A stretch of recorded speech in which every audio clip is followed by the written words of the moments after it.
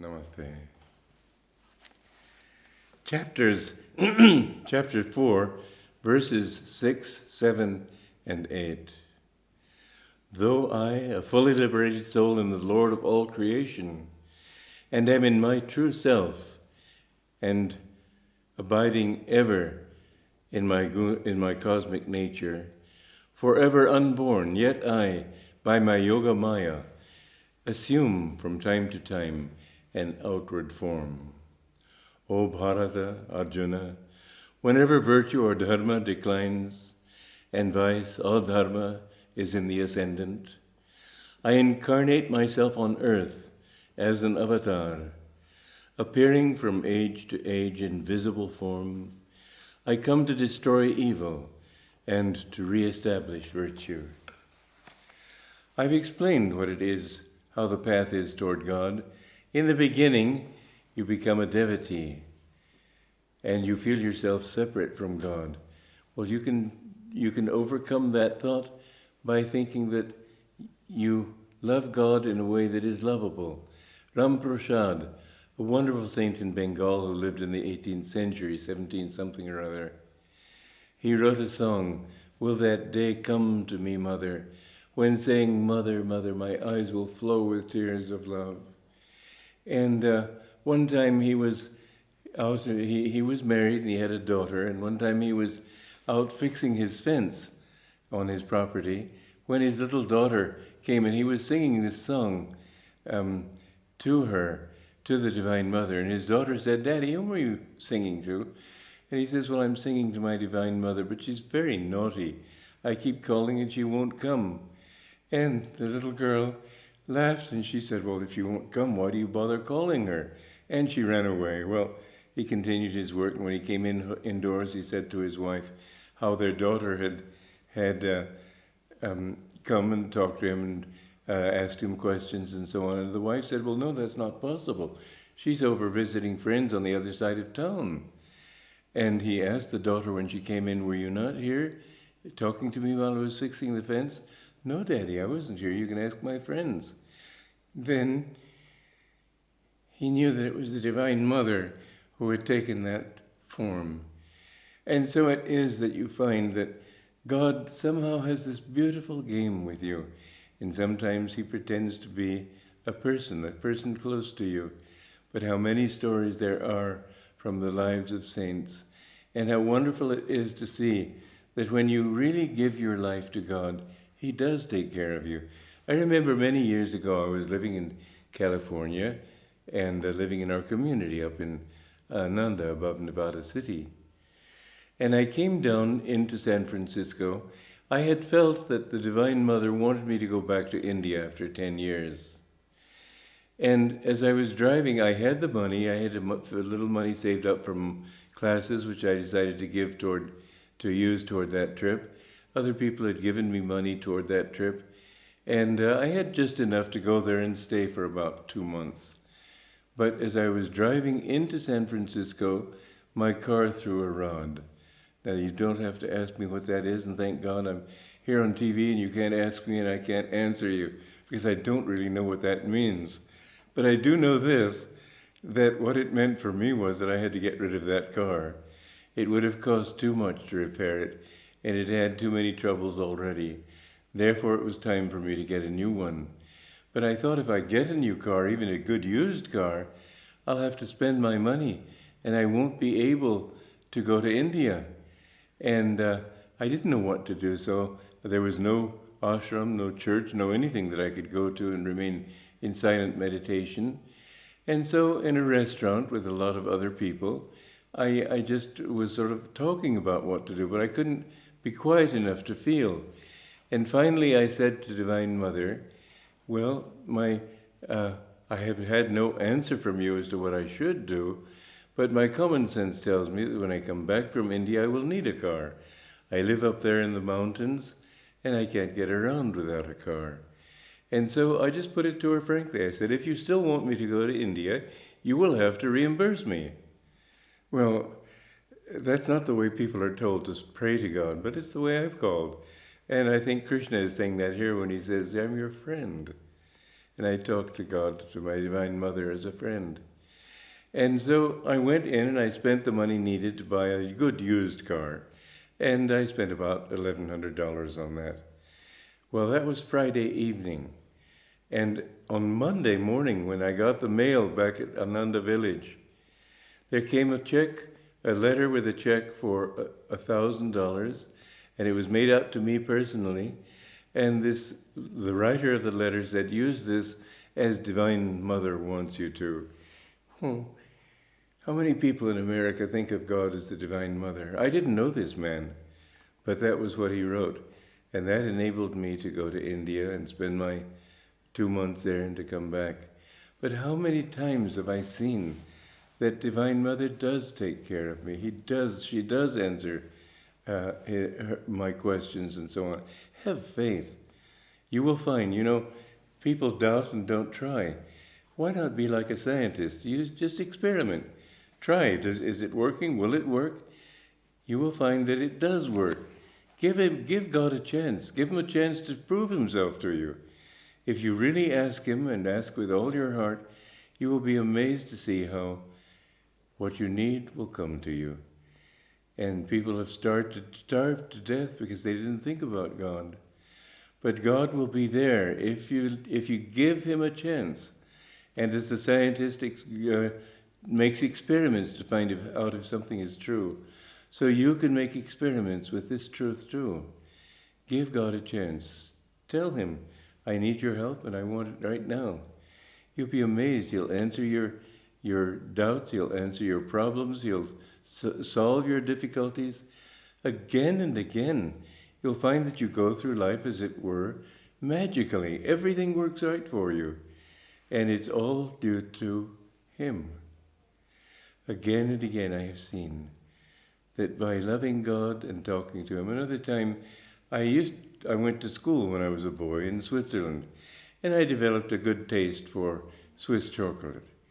And my parents were working, my father was working, I should say, in Bordeaux, near Bordeaux in France, seeking oil in that area. So that was fairly close to Switzerland, and I kept thinking that I ought to write and ask them if they wouldn't send me some Swiss chocolate, because this is something I had learned to enjoy. Well, it was such a trivial desire that I never remembered to ask them for it when I did write. But a week before my birthday, on May 19th, I suddenly thought, Divine Mother, you have to include God in these things. But I said, Divine Mother, what a pity. It would have been nice to get as a birthday present a little Swiss chocolate. It was a very trivial desire, but I just said, well, too bad. And I gave that thought to Divine Mother. Well, the day before my birthday, I received a box of chocolate from a member of our congregation. I didn't know that Swiss chocolate was available in America, but this person said I was walking by a shop and I saw in the window this Swiss chocolate, and I thought of you, and I decided I would send it to you. Well, she didn't know that I liked Swiss chocolate. She didn't know that it was my birthday. She just had this inspiration, and I was so deeply touched by it. I didn't eat that chocolate myself. I just had one piece and I shared it with everybody else. But how many times, even in little trivial ways, you will see that if you love God and give him a chance to help you, you will be supported and you will be helped. So when we come to our present situation in the world, where there will be great depression, and seriously, I think many people will starve to death. Just think, you've got these big cities today. How is food going to be brought into the inner city? When food can't be found outside the city, people will stop it from coming in. A friend of mine, my nephew in fact, told me he had seen on television that in Detroit, just a few months ago, people a food truck had to have 2 riders on either side of the truck with shotguns to protect the food as it was going into the inner city. What will you do if you live in the city and the truck can't even get to you with food? This is what I see coming. I would say, get a little land outside where you can grow your own food, Get a few friends together, live with them. I have proved that this works, and I would be happy to help you to learn how it works. The most important thing is not learning how to work with people, because communities are people much more than they are vegetables. But you will find that if you give your faith in God, He will take care of you. And somehow that food will come to you. But you have to do your own part too. God helps those who help themselves. I seriously think that there will be massive starvation. There will be massive difficulty. Many people will suffer because of what's coming. And there will be war, and yes, there's bound to be war. Between Pakistan and India, why not? They're always talking about it even now. I think that there will be world war. I know Mr. Karthikeyan, who used to be the CBI officer in India, the head of the CBI. He said to me that there are 35,000 known atomic weapons in the world. This doesn't speak of the unknown. How are people not going to throw atom bombs? There will be atom bombs going everywhere. This world will become a hell house. Yes, we will come out of it. Yes, it's only to get rid of an old yuga and bring us up into Dwapara Yuga proper. Yes, at the end of it all, Masters, that I prophesy, you will see a new world where there will be peace and prosperity and harmony, and there won't be another war for 300 years. People will be so sick of fighting. But the life you're facing right now is not going to be easy. And as I've mentioned in another talk here on this program, one time during a sermon that my guru was giving on Sunday morning in church, he stopped and then he shouted, "You don't know what a terrible cataclysm is coming." What is a cataclysm? It's not something man-made. I don't think it would be war. I don't think it would be depression. I don't think it would be starvation. I think it's probably going to be more like a comet hitting this planet. And we're going to see trouble. But if you love God, He will take care of you. He will protect you. My guru said those who love God will be protected. So again, I don't want to give you a negative reason for loving God, but I say any reason, if it works, why not? So I'd say yes, if fear will drive you to God, better than nothing. But the most important thing is the sweetness of knowing that He loves you and that you love Him, and that for eternity you are together. Still, the ups and downs of this world, there are times when the whole planet has suffered greatly, and there have been massive cataclysms, and there have been times when this whole planet was shaken out of its orbit.